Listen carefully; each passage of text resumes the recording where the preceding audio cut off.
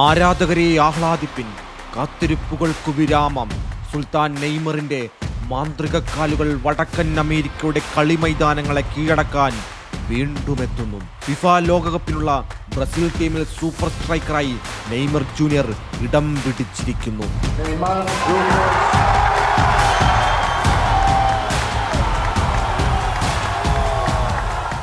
2.5 വർഷത്തിലധികമായി പരിക്കിന്റെ പിടിയിലായിരുന്ന ആ 34-കാരനെ ഉൾപ്പെടുത്തുമോ എന്ന കാര്യത്തിൽ ഫുട്ബോൾ ലോകത്തിന് വലിയ സംശയമുണ്ടായിരുന്നു. എന്നാൽ എല്ലാ ആശങ്കകളും കാറ്റിൽ പറത്തിക്കൊണ്ട് കാനറികളുടെ പടത്തലവൻ തൻ്റെ 4ാം ലോകകപ്പിനായി കൂട്ടുകെട്ടിക്കഴിഞ്ഞു. പരുക്കേറ്റ മുന്നേറ്റ നിരക്കാരനായ റോഡ്രിഗോ, എസ്റ്റേവോ എന്നിവർ പുറത്തായപ്പോൾ വിനീഷ്യസ് ജൂനിയറും റഫീഞ്ഞയും പ്രതീക്ഷിച്ചതുപോലെ മഞ്ഞപ്പടയിൽ സ്ഥാനം നിലനിർത്തി. നെയ്മർ പൂർണ്ണ ഫിറ്റ്നസ് വീണ്ടെടുത്തിട്ടുണ്ടെന്നും ഈ ലോകകപ്പിൽ അദ്ദേഹം ടീമിന്റെ നിർണായക ശക്തിയാകുമെന്നും കോച്ച് കാർലോസ് ആഞ്ചലോട്ടി ഉറപ്പിച്ചു തന്നെയാണ് പറയുന്നത്. ടൂർണമെന്റ് തുടങ്ങാൻ ഇനിയും സമയമുണ്ട്. നെയ്മറുടെ ഫിറ്റ്നസ് കൂടുതൽ മെച്ചപ്പെടും. 79 ഗോളുമായി ബ്രസീലിന്റെ എക്കാലത്തെയും മികച്ച ഗോൾ വേട്ടക്കാരനായി നെയ്മർ ഒടുവിൽ കളിച്ചത് 2023 ഒക്ടോബറിലാണ്. ലിഗമെന്റിന്റെ പരിക്കു നൽകിയ നീണ്ട വിശ്രമത്തിനു ശേഷം ബ്രസീലിയൻ ലീഗിൽ സാന്റോസിനായി 8 മത്സരങ്ങളിൽ നിന്ന് 4 ഗോളും 3 അസിസ്റ്റുമായി താരം തിരിച്ചു ഫോമിലേക്ക് വന്നു കഴിഞ്ഞു. വലിയ ടൂർണമെന്റുകളിലെ അദ്ദേഹത്തിന്റെ പരിചയ സമ്പത്തും ഡ്രസ്സിംഗ് റൂമിലെ താരങ്ങൾക്കിടയിലുള്ള സ്വാധീനവും ബ്രസീലിന് 12ാമത്തെ കളിക്കാരനെ പോലെ കരുത്താകും.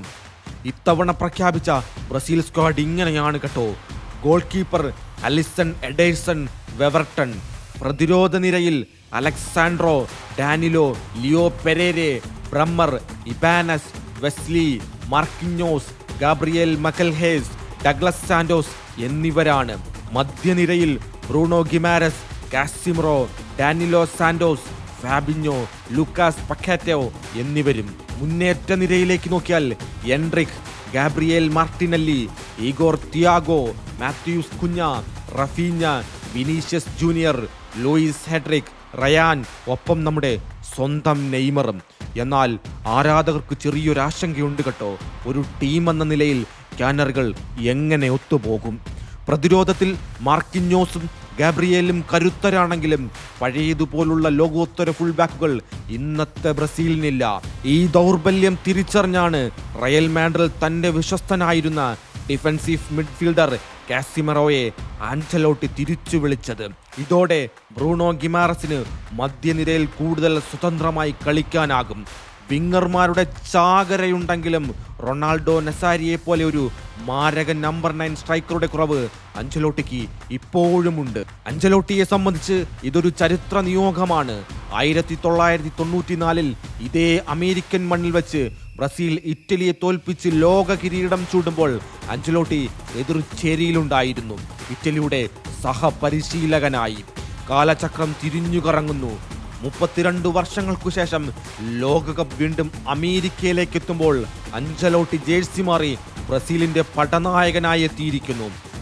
അന്നു നഷ്ടപ്പെട്ടത് ഇന്നു പരിശീലകനായി അദ്ദേഹം തിരിച്ചു പിടിക്കുമോ? കാനറികൾ 6ാം കിരീടത്തിൽ മുത്തമിടുമോ? കാത്തിരിക്കാം.